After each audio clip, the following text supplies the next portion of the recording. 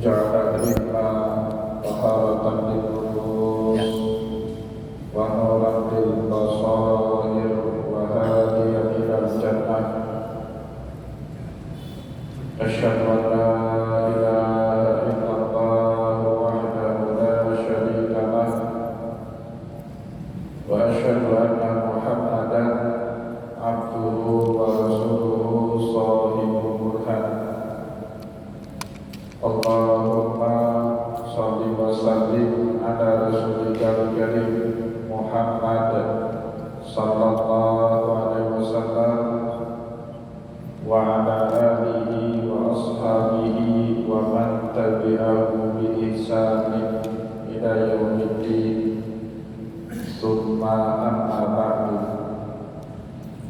Puji dan syukur senantiasa dan tidak pernah besar-besarnya kita panjatkan kehadiran Sang Maha Pencipta Allah Subhanahu wa Ta'ala, yang mana dengan limpahan karunia-Nya, rahmat-Nya, hidayah-Nya, serta anugerah-Nya kepada kita semua, kita kembali masih diberi kesempatan, kesehatan dan usia panjang oleh Allah untuk sama-sama dan senantiasa mengabdikan diri kita di jalannya dengan menjalankan segala perintahnya dan menjauhi semua larangannya. Salawat dan salam juga tidak pernah lupa pula kita haturkan kepada junjungan alam Nabi besar Muhammad sallallahu alaihi wasallam, di mana beliau telah bersabda dalam sebuah hadis, man arada dunya fa alaihi bil ilmi wa man arada al-akhirata fa alaihi bil ilmi wa man arada al-ma fa alaihi bil ilmi. Barang siapa yang mau bahagia di dunia, caranya dengan ilmu, dan barang siapa yang mau bahagia di akhirat, caranya juga dengan ilmu. Dan bagi barang siapa saja yang mau bahagia di dunia dan akhirat, juga caranya dengan ilmu pengetahuan. Bapak Ibu kaum muslimin dan muslimat jamaah salat maghrib yang dimuliakan oleh Allah, mari pada kesempatan malam yang mulia ini, sambil kembali kita niat iktikaf di rumah Allah, dan juga sambil kita menunggu datangnya pelaksanaan sholat isya berjamaah, mari pada kesempatan malam ini kita kembali melanjutkan pengajian kita dengan kitab fikih, kitab Fiqhul Islami wa Adilatuhu, karya Syekh Wahbah Az-Zuhaili rahimahullahu ta'ala. Dan insyaallah pada kesempatan malam ini kembali kita akan melanjutkan bahasan kita berkaitan dengan ahkamul hibah, hukum-hukum syariat yang berkaitan dengan hibah. Pada pertemuan yang lalu, Bapak Ibu jamaah pengajian yang dimuliakan oleh Allah, kita sudah menjelaskan makna daripada hibah dan bedanya hibah dengan sedekah, dengan hadiah, infak dan atiyah. Jadi ada 5 istilah yang disebut oleh Syekh Wahbah Az-Zuhaili ma'aniha mutaqaribatun, secara maknanya dekat-dekat, serempet-serempet, tetapi tetap ada beda antara satu dengan yang lain. Hibah, infak, hadiah, sedekah dan atiyah. Pada pertemuan yang lalu kita sudah membahas secara detail masing-masing beda daripada hibah, sedekah, hadiah, infak dan atiyah. Insyaallah Bapak Ibu yang dimuliakan oleh Allah, Pada kesempatan malam ini kita akan kembali lanjut mengenai dalil dibolehkannya hibah, bahkan dianjurkan di dalam syariat agar kita senang menghibahkan harta yang kita miliki kepada orang lain. Selanjutnya Allah Subhanahu wa taala berfirman di dalam Al-Qur'an, wal hibatu masyru'atun mandubun ilaiha liqaulihi ta'ala. Adapun syariat hibah dan bahkan hukum dasarnya itu mandub, sunnah. Jadi orang yang senang menghibahkan sesuatu kepada orang lain, maka dia mendapatkan pahala dari Allah Subhanahu wa taala. Ya. Bapak Ibu yang dimuliakan oleh Allah, misalnya Allah Subhanahu wa taala berfirman pada surat An-Nisa, fa in tibana lakum an syai'in minhu nafsan fakuluhu hani'an mari'a. Ayat ini lengkapnya wa atun nisaa sadaqatihinna nihlah. Berikanlah perempuan yang kita nikahi itu mahar dan nafkahnya. Tapi kata Allah kemudian, fa in tibna lakum an syai'in minhu nafsan, jika istri kita itu kemudian menghibahkan mahar yang sudah kita beri kepada dirinya, faquluhu hani'an mari'a. Ambillah mahar tersebut sebagai rezeki dan pemberian yang baik dari istri kalian. Jadi bagi seorang suami wajib hukumnya menikah dengan mahar, walau dengan sebiji cincin yang terbuat dari besi, ya. Harus ada mahar.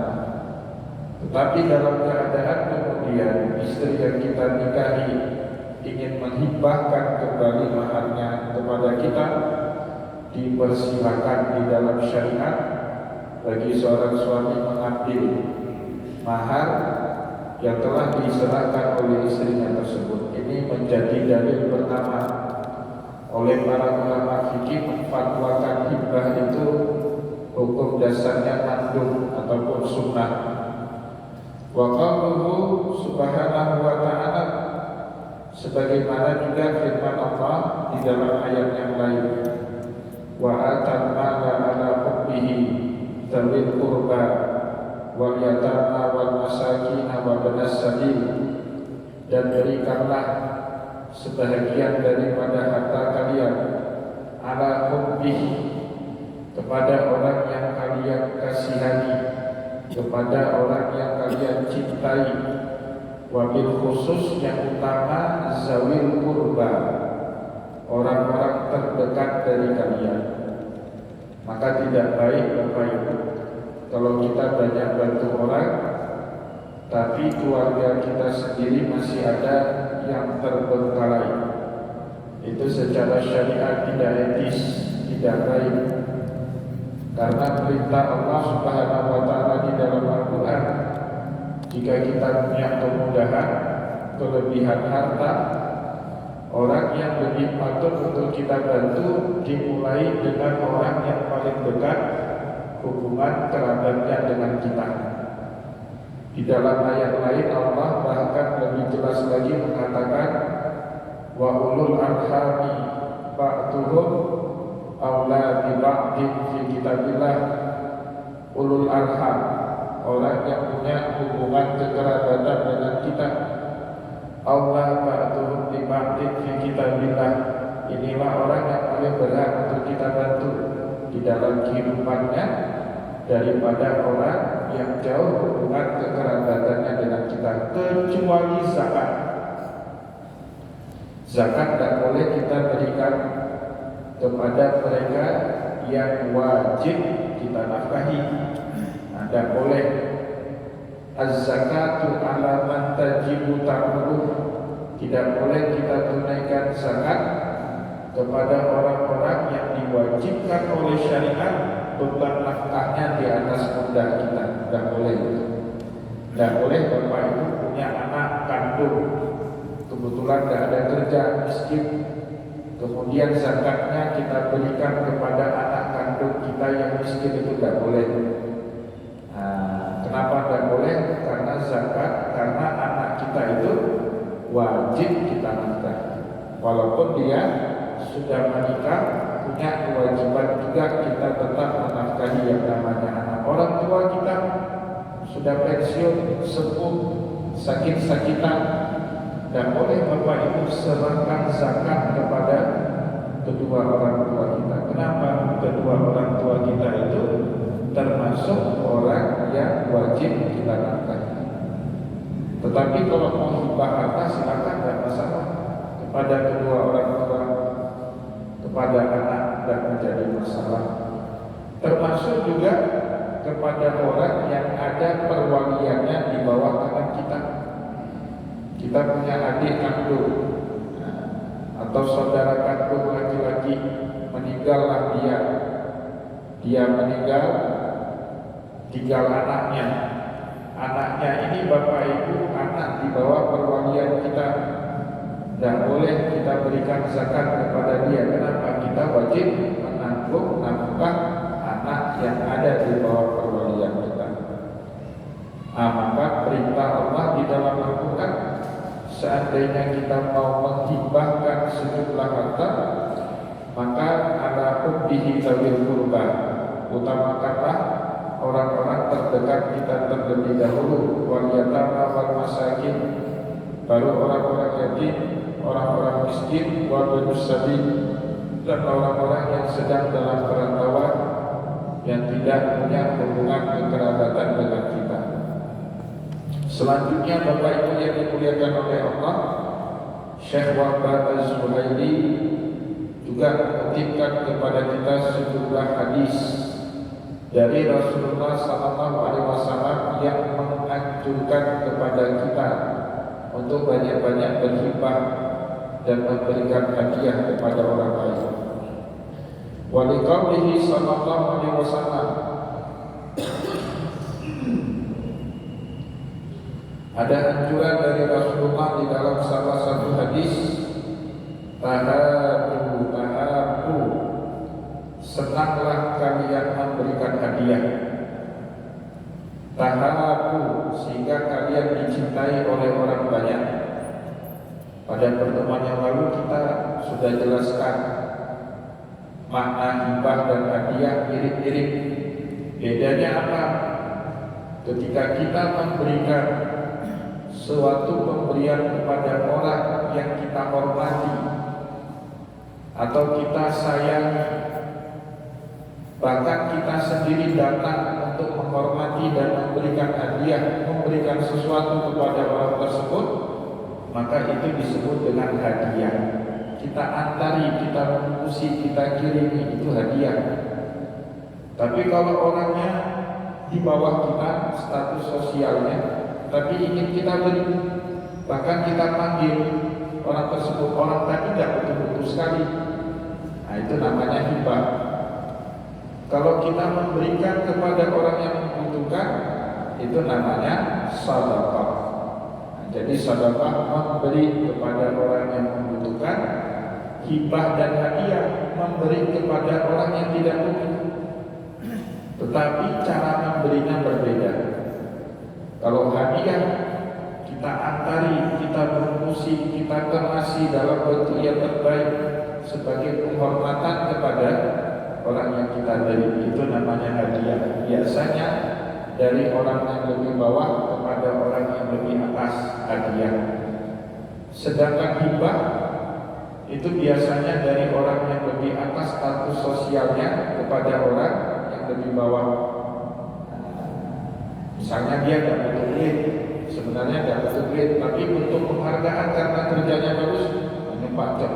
Nah, itu namanya hibah, bukan sedekah. Kecuali orang yang kita bantu itu butuh duit, itu baru namanya sedekah. Jadi mirip-mirip, serempet-serempet makna hadiah, hibah dan sedekah. Dalam salah satu hadis Rasulullah SAW menganjurkan kita tahadu, banyak-banyaklah, sering-seringlah berikan hadiah kepada orang. Tahabu, maka kalian akan dicintai oleh orang lain. Ya. Dan Rasulullah SAW dalam kesehariannya sering sekali memberikan hadiah kepada orang lain, dan juga beliau menerima hadiah pemberian orang. Yang tidak diterima oleh Rasulullah itu cuma dua: atas nama pemberian zakat dan sedekah Rasulullah, keturunan Rasulullah, keluarganya Rasulullah, ahlul baitnya Rasulullah yang terdiri dari Bani Hashim dan Bani Abdul Muttalib diharamkan oleh Nabi untuk menerima zakat dan sedekah. Tapi kalau hibah, hadiah, Rasulullah terima pemberian dari orang kepada dirinya. Wa qauluhu alaihi salatu wassalam, di dalam sabdanya yang lain Rasulullah SAW juga bersabda, la tahqiranna jaratan an tahdi li jaratiha walau fursan syatim. Janganlah kalian menganggap remeh atau berpandangan sinis jaratan an tahdi li jaratiha, ketika ada seorang tetangga menghadiahkan sesuatu kepada tetangganya yang ada di sebelah rumahnya, walau fursana syatik, walaupun hanya kuah kaki kambing. Fursana syatik, orang Arab itu biasanya bapak itu ceker kambing. Kalau kita orang Indonesia nggak biasa makan ceker kambing, biasanya ceker ayam. Itu pun bukan orang Aceh, orang Jawa itu kan biasanya senang makan sop ceker ayam. Ceker ayam itu kaki ayam dan kepala ayam di sop. Ya Pak dia. Kalau di Aceh nggak lupa makan seperti itu. Saya karena lahir di Jakarta dari tahun sampai tahun 92 baru pindah ke Aceh, jadi tahu itu sop ceker ayam. Dulu suka, tapi sekarang nggak lagi. Kalau orang Arab bukan ceker ayam yang dimakan, yang di sop. Yang di sop itu fursan syadid, atau kalau di Mesir disebut kawari, ceker kambing, ceker domba. Itu tidak dibuang sama orang Arab, kakinya itu dibersihkan, kulitnya di sop. Jadi kuah itu kita hadiahkan kepada orang lain, itu makanan rakyat. Kalau elit tidak makan, makanan rakyat. Jadi Rasulullah bahkan meminta jangan kita hina, jangan kita anggap remeh atau sinis pemberian orang lain kepada kita, walaupun hanya sekedar kuah dari ceker kaki kambing. Dan itu semakna dengan sabda Rasulullah di dalam hadis yang lebih umum.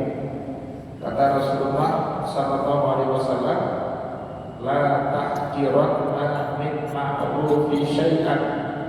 Jangan kamu pernah hina orang yang melakukan secuil dari perbuatan baik kepada kita, walau antarfa akhaka biwajhin talqin, walaupun hanya sekedar kita datang berjumpa kepada orang lain dengan muka yang manis. Itu kan sepele, remeh muka, anak truk, tidak cemberut. Ketemu dengan orang ketemu dengan kita, orang bersilaturahmi di rumah kita, kita sambut dengan lapang dada, muka cerah, penuh dengan senyum. Jangan kita sini, yang dikiranya orang. Biasanya orang kita mulutnya cepat itu kan, ikut panenan, tak boleh seperti itu.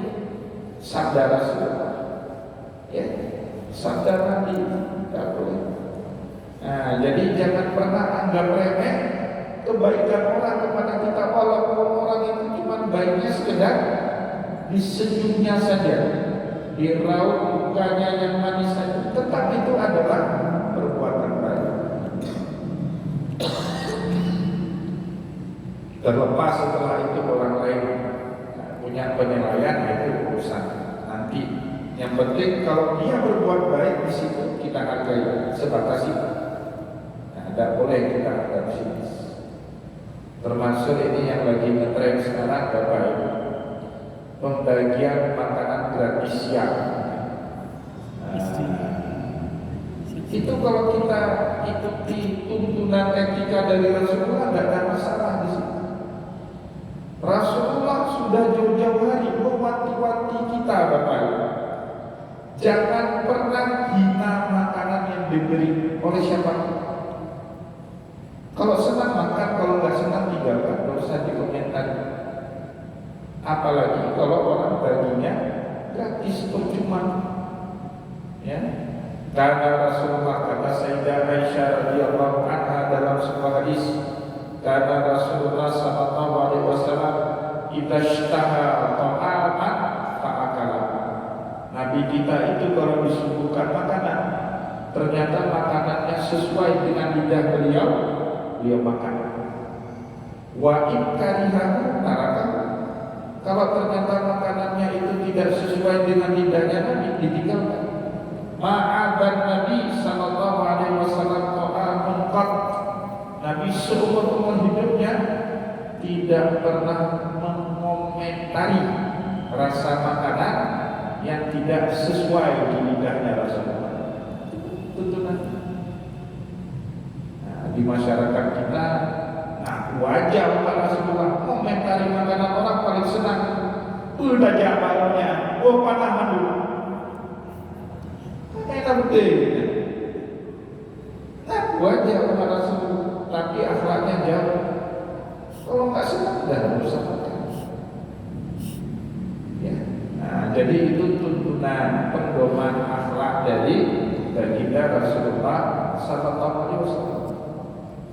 Dikisahkan itu sama Abu Ayyub Al-Ansari radhiyallahu anhu, karena Rasulullah pernah numpang tempat tinggal lebih kurang 6 bulan di rumah Abu Ayyub Al-Ansari radhiyallahu anhu. Setelah beliau hijrah dan punya rumah, Nabi Muhammad memutuskan buat masjid dulu, jangan buat rumah pribadi dulu. Habis waktu lebih kurang 3-4 bulan buat masjid Nabawi, baru kemudian buat rumah beliau. Nah selama itu numpang di rumahnya Abu Ayyub. Abu Ayyub cari tahu lah sama orang-orang Muhajirin, sama kerabatnya Nabi, kira-kira Nabi itu doyannya makan apa? Cari tahu. Ternyata dikasih tahu Nabi itu doyannya makan salah satu sup.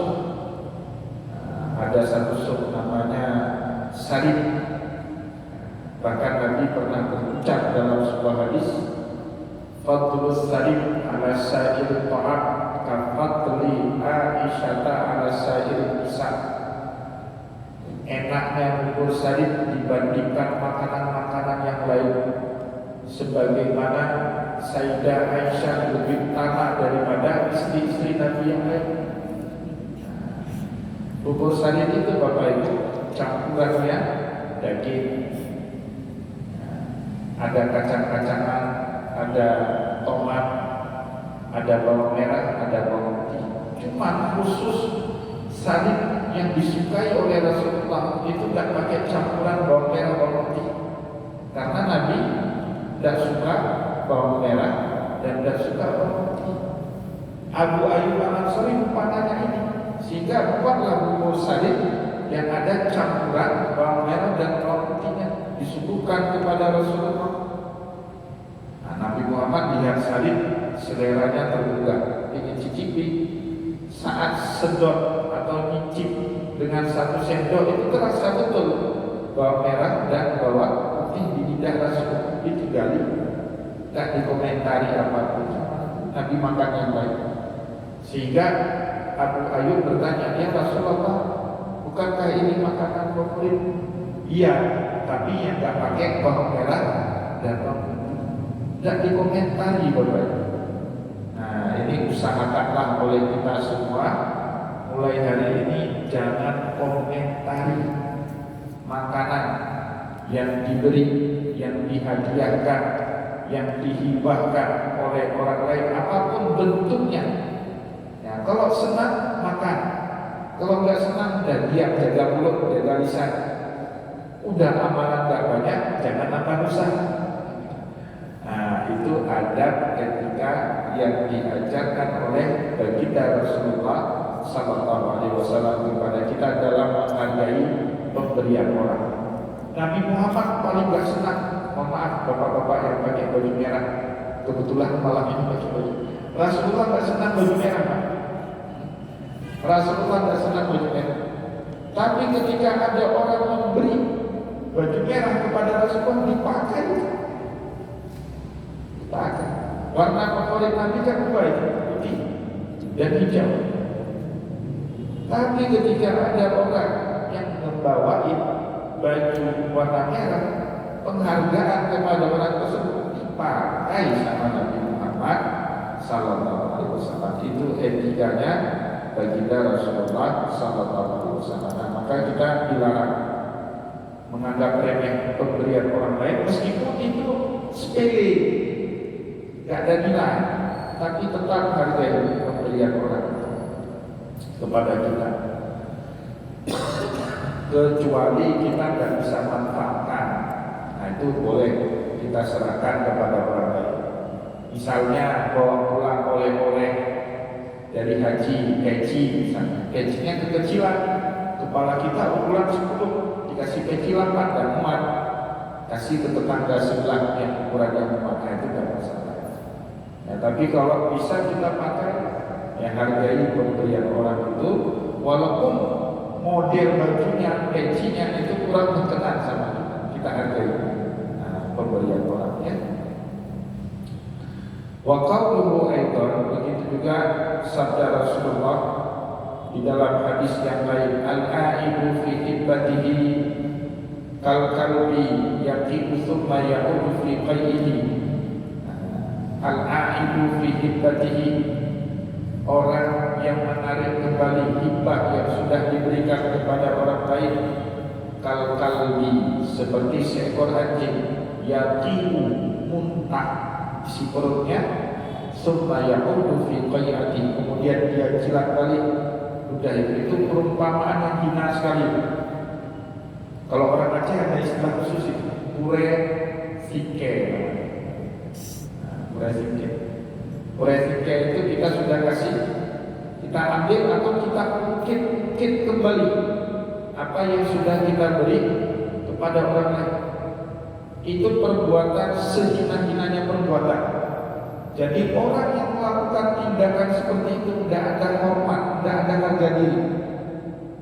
Orang yang tidak ada harga dirilah Bapak Ibu, orang yang mengungkit-ungkit apa yang telah dia beri kepada orang lain. Alhamdulillah. Dan sekarang kan banyak terjadi, katanya sedekah, katanya hadiah buat masyarakat. Begitu gak terpilih, ambil balik.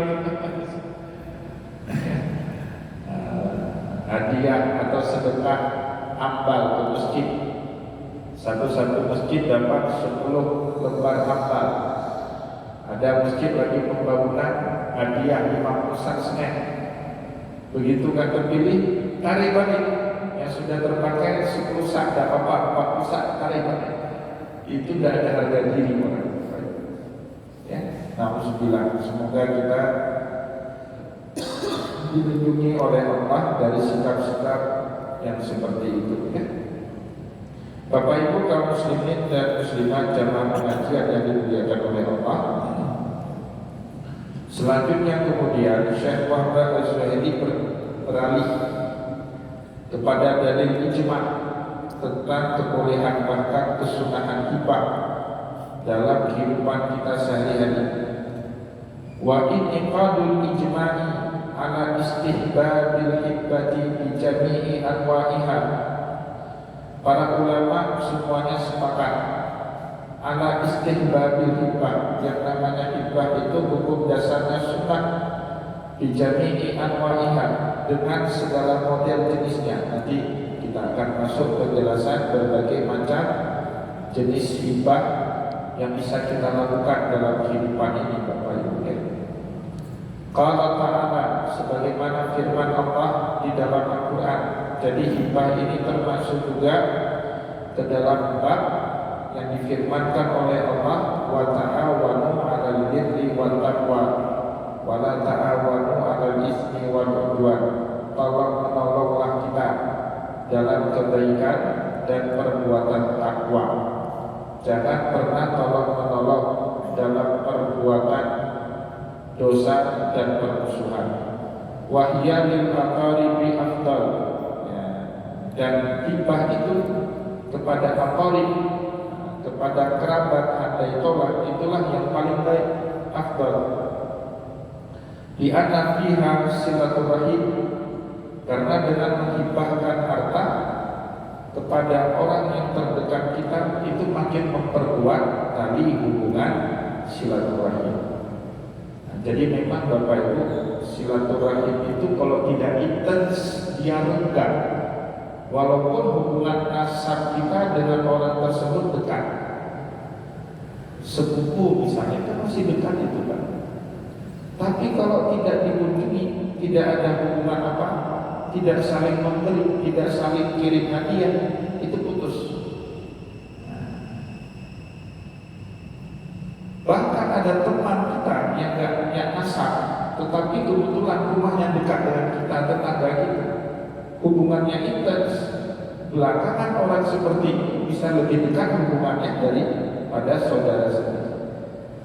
Nah, itulah kita disuruh Bapak Ibu saling berkunjung, ya. Wasilahnya kan banyak dalam syariat. Berkunjung itu, kalau dalam adat kita minimal 3 itu Bapak Ibu. Kalau nggak ada halangan, kita harus alokasikan waktu. Di situ kita banyak ketemu orang dalam adat kita, dalam tradisi Aceh. Pertama, kalau ada acara orang nikahan, Bapak Ibu buatkan waktu. Insya Allah, kalau kita nggak sempat datang ke rumah dia, nah di situ banyak ketemu sahabat, saudara-saudara kita, teman-teman lama. Minimal kita usahakan luangkan waktu. Nah, kalau ada acara walimahan akan ketemu dengan banyak orang di situ. Tidak usah buru-buru, pulang cepat, kecuali banyak undangan. Ada 4 lagi, itu lain cerita. Tapi kalau kamu udah menikmati suasana itu, ya itu yang pertama. Yang kedua, acara kematian. Nah, acara kematian, dan ini lebih nggak perlu undangan acara kematian itu. Ada orang Aceh menyebut acara mudik pre-undangan. Tidak ada undangan, nggak boleh datang. Acara walimah, acara nikah, ikan beli rumah baru, macam lah kan beli. Nah, itu kalau nggak ada undangan nggak boleh kita datang. Acara orang hidup, acara orang mati nggak perlu undangan. Cukup dengan pengumuman inna lillahi wa inna ilaihi raji'un. Nah, datang terus. Ketemu kita banyak orang di sini. Kedua, yang ketiga, acara akikahan atau tasyahkuran yang lainnya. Itu kalau kita punya ruang waktu hadiri. Nah, di situ kita akan banyak bersilaturahim dengan orang. Tinggal di kampung orang, minimal kita aktif dalam 3 kegiatan. Nah, kalau kita masuk ke kampung orang, beli rumah, tinggal di situ, kita bukan asli orang tempatan, kita minimal salah satu dari 3 kegiatan aktif. Kalau nggak aktif, mati kita pun masyarakat nggak kenal kita. Sering ke masjid pertama, ya ikuti kegiatan-kegiatan masjid, sholat berjamaah, ikuti pengajian, ikuti majelis zikir, hadiri khutbah Jumat, gotong royong, apalagi kurban bersama, ikuti kegiatan kita. Oh enggak, itu pakai yang kedua, sering-sering duduk di kedai kopi di kampung itu, duduk di situ, nongkrong, kalau perlu bayar kopi anak muda, nah itu cepat terkenal. Oh enggak, juga aktif, minimal aktif di lapangan olahraga di kampung itu. Di kampung itu ada lapangan voli, aktif di situ. Ada lapangan badminton, aktif di situ. Walaupun nggak bisa main lagi, bawa aqua atau anak muda main badminton, main volley, main bola, nah itu dikenal. Ini kalau tiga-tiganya nggak ada, ke lapangan olahraga enggak, ke kedai kopi juga enggak, apalagi ke masjid, dan wassalam. Meninggalnya pun ditanya, kau yang bingung, padahal di belakang rumah dia. Alhamdulillah misalnya, jangan sampailah kita menjadi orang-orang seperti itu. Ya, harus ada kehidupan sosial sebagaimana yang diajarkan oleh baginda Rasulullah SAW. Nah, yang terakhir, wattifaqul a'imah ala anna wafa bil wa'di fil khairi matlubun. Nah, ini dia. Wa ajma'u al-a'imah, para ulama itu sepakat semuanya ala anna wafa bil wa'di, menepati apa yang telah kita janjikan fil khairi, terutama dalam perbuatan baik, matlubun, harus dipenuhi. Kita pernah janji apa sama orang, kalau kau ini saya kasih hadiah, saya kasih hibah, tepati itu. Firman Allah dalam Al-Quran, ya ayyuhalladzina amanu aufu bil uqud, surat Al-Maidah ayat pertama.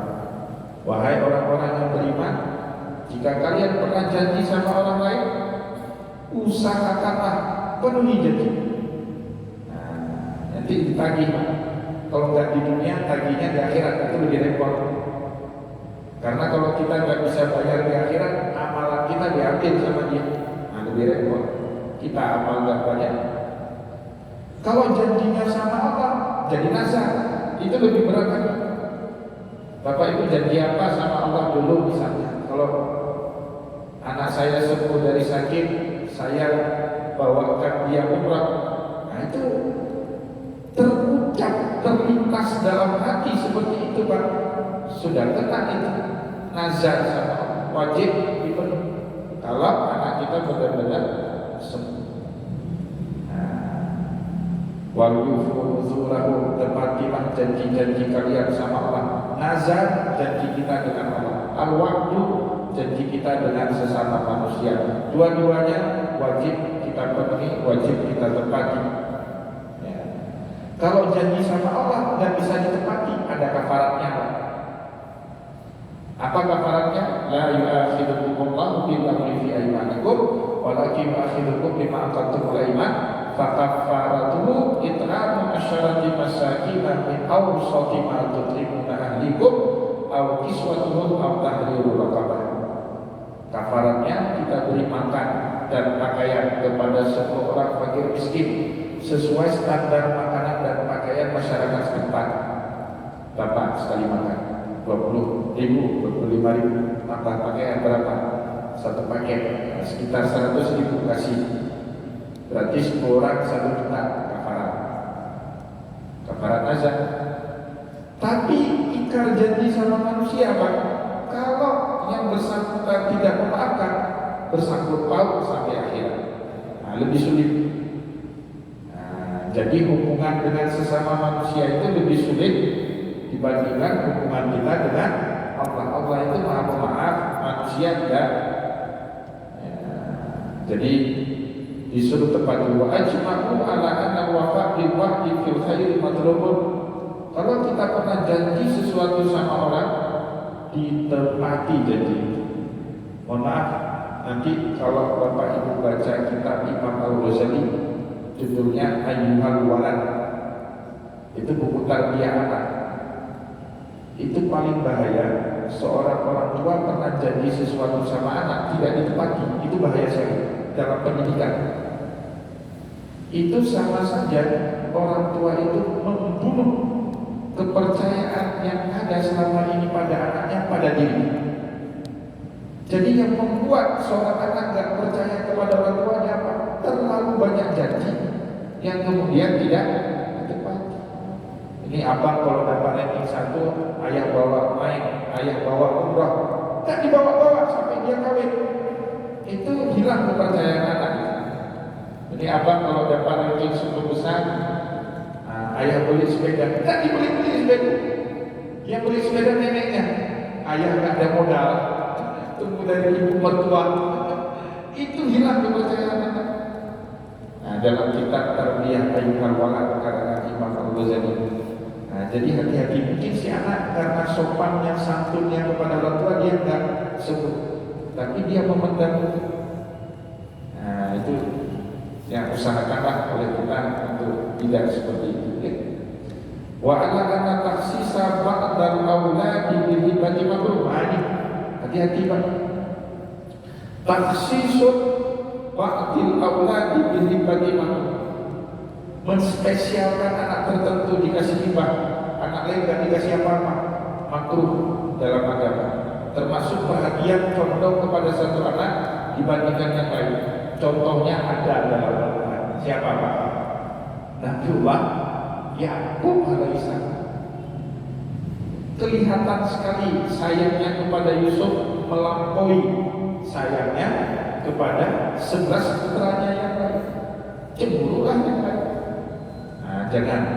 Maka dalam syariat diakomodir itu, jangan kita menspesialkan seorang anak. Kalau diberi sama, semua anak kita itu diberikan hak yang sama. Ya, jangan dispesialkan. Kisahnya ada dalam Al-Quran. Bahkan tragis sekali Yusuf harus dibuang jauh sama saudara-saudaranya karena begitu sayangnya Yakub kepada Yusuf dibandingkan saudara-saudaranya yang lain. Wa kadza tafdilu ba'dihim ala ba'd. Nah, begitu juga tadi ya, mencurahkan perhatian kepada sebagian anak, tidak kepada anak yang lain. Itu makruh di dalam agama.